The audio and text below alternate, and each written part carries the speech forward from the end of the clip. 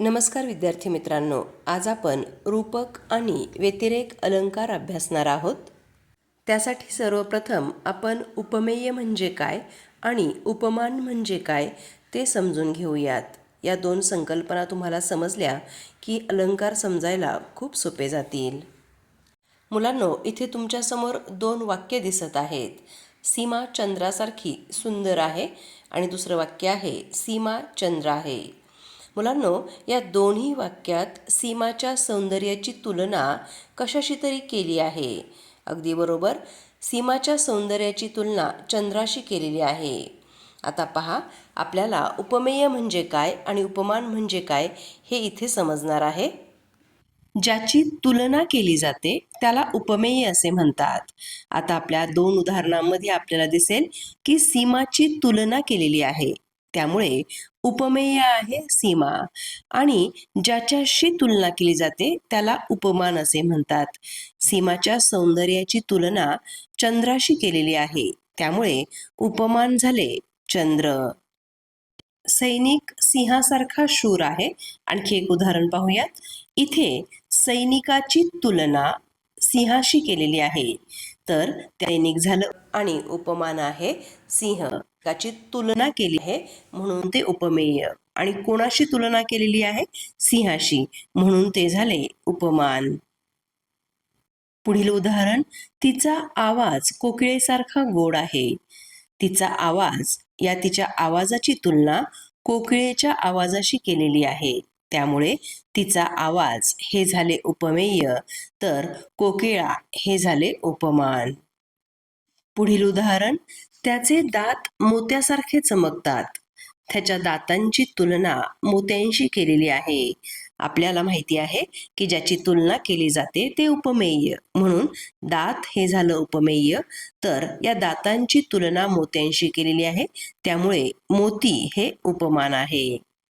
तुम्हाला आता उपमेय म्हणजे काय आणि उपमान म्हणजे काय हे चांगल्या प्रकारे समजलेलं आहे. उपमेय म्हणजे ज्याची तुलना करावयाची ते, आणि उपमान म्हणजे ज्याच्याशी तुलना केली जाते ते. आता आपण रूपक अलंकाराचा अभ्यास करणार आहोत. आपण आता रूपक अलंकाराचा अभ्यास करूयात. आई मायेचा सागर आहे. या उदाहरणात आई उपमेय आहे आणि सागर उपमान आहे. उपमेय म्हणजे ज्याची तुलना करायची ते. आईची तुलना केलेली आहे. कोणाशी केलेली आहे? सागराशी केलेली आहे, त्यामुळे सागर उपमान आहे. आईची माया खूप मोठी असते, अथांग असते, आणि म्हणूनच आईच्या मायेला सागर म्हटलेलं आहे.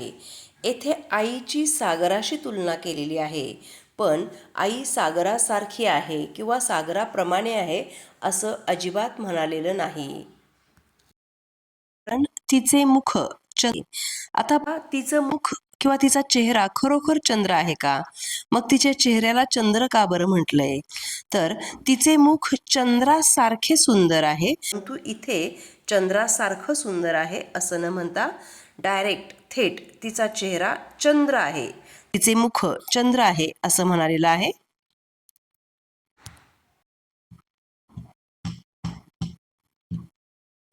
पुढील उदाहरण, चहा अमृत आहे.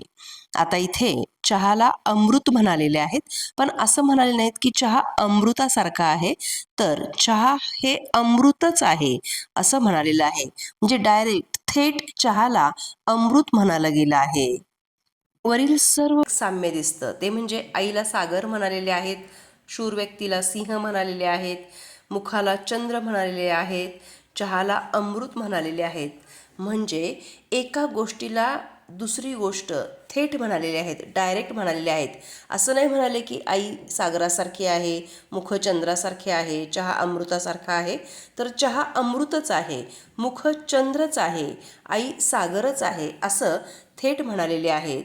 उपमेय आणि उपमान यांच्यातील साम्य दाखवताना उपमेय हेच उपमान आहे असं थेट सांगितलं आहे, तेव्हा रूपक अलंकार होतो. रूपक अलंकाराची व्याख्या पाहूयात.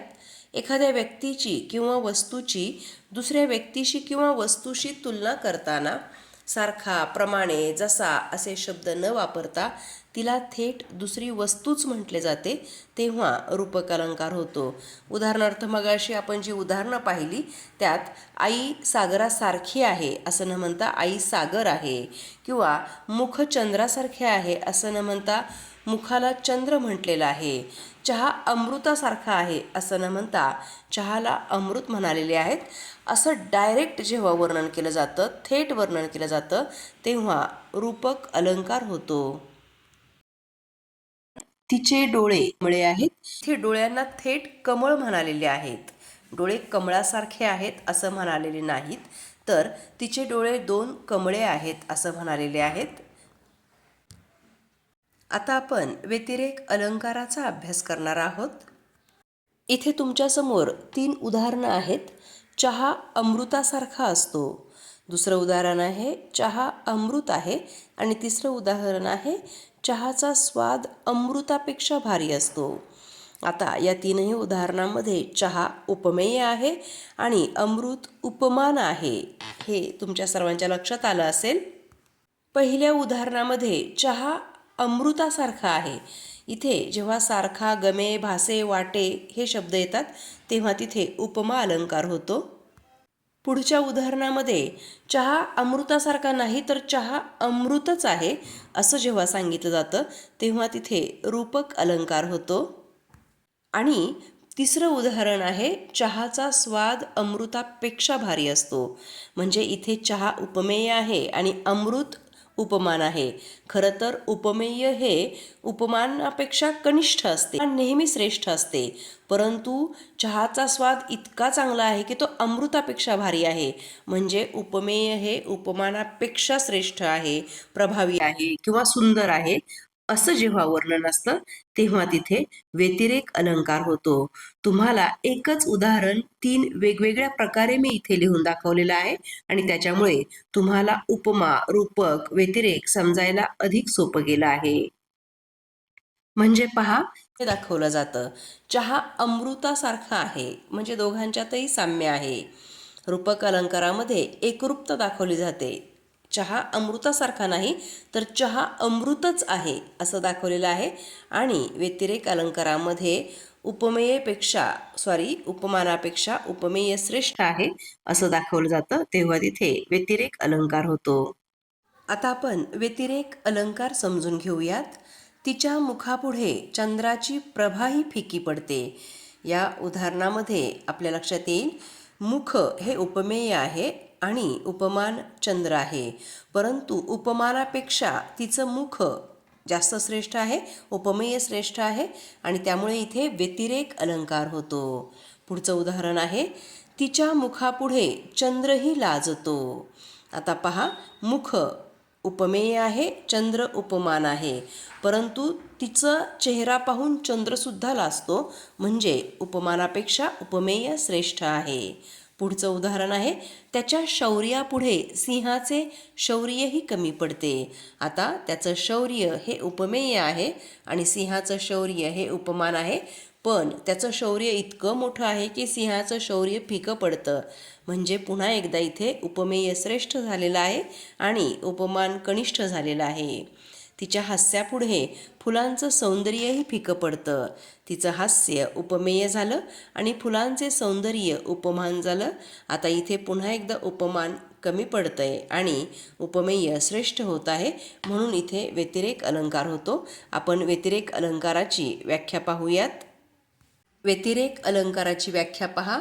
उपमेय हे उपमानापेक्षा अधिक श्रेष्ठ, सुंदर किंवा प्रभावी आहे असे जेव्हा दाखवले जाते तेव्हा व्यतिरेक अलंकार होतो. आपण विविध उदाहरणं पाहिली, त्या सर्व उदाहरणांमध्ये उपमानापेक्षा उपमेय श्रेष्ठ आहे हे आपण पाहिलं आणि त्यामुळे या सर्व उदाहरणांमध्ये व्यतिरेक अलंकार होतो आहे हे आपल्या लक्षात येतं.